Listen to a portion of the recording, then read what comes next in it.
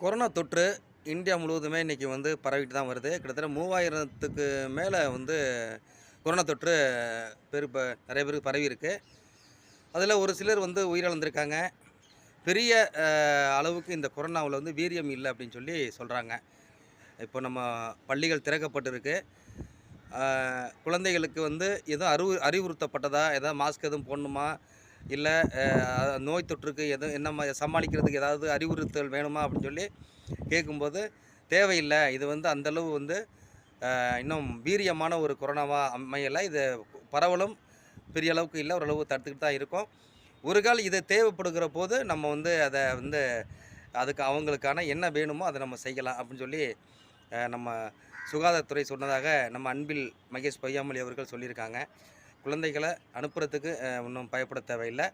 Corona தொற்று அதிகமானா கண்டிப்பா அதுக்கான விழிப்புணர்வை ஏற்படுத்துவாங்க.